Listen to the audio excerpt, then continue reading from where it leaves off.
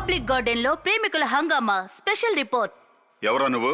నేను దారి తప్పిన వాడినండి. ఈ అమ్మాయి ఎవరు? ఆమె కూడా దారి తప్పిందండి. ఇక్కడేం చేస్తున్నారు? దారి వెతుక్కుంటున్నామండి.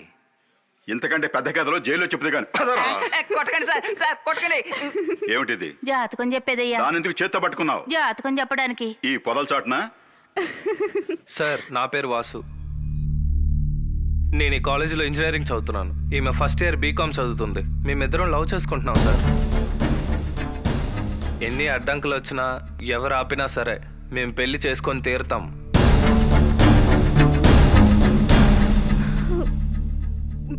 దీన్ని ఎవరు ఆపలేరు.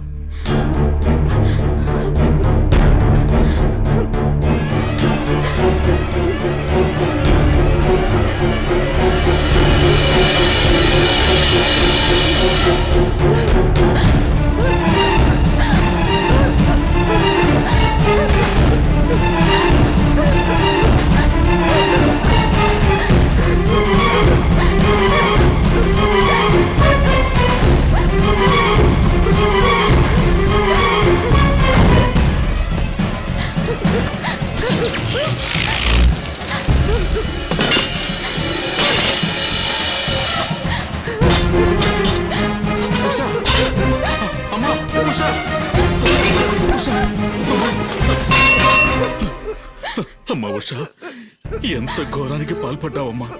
ఏమైందమ్మా నీకు? నేను రావటం ఒక క్షణం ఆలస్యం అయితే ఏం జరిగేది తెలుసా? చెప్పమ్మా, మీ నాన్న మీద నీకు నమ్మకం పోయిందా? నాన్న స్కూల్లో నాతోనే చదువుకున్నాడు. అతను నాకు చాలా ఇష్టం. అతన్ని నేను లవ్ చేస్తున్నాను డాడీ. అతను బాగా చదువుకున్నందువల్ల ఇంజనీరింగ్ చదువుదామని హైదరాబాద్ వెళ్ళాడు. అతన్ని నేను తలుచుకుంటున్నట్టు నన్ను అతను తలుచుకున్నాడు అనుకున్నాడు డాడీ. కానీ అతను అక్కడ వేరెవరినో అమ్మాయిని లవ్ చేస్తున్నాడు డాడీ.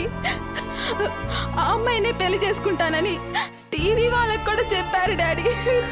దేనికోసం ఇలాంటి నిర్ణయం తీసుకున్నావు? నేను బతికేది ఎవరి కోసమ్మా? నీ కోసమ్మా. వాడి పేరేంటో చెప్పమ్మా. వాసు డాడీ. ఆ వాసు ఎంతమంది అమ్మాయిలైనా లవ్ చేసి ఉండొచ్చు, కానీ వాడు తాళి కట్టేది మాత్రం నీ మేళ్ళలోనేనమ్మా. మన జీవితాల్లోనే కాదమ్మా, ఇతరుల జీవితాల్లో కూడా మనం తీసుకునే నిర్ణయాలు అమలు జరగాలి, జరిగి తీరుతాయి.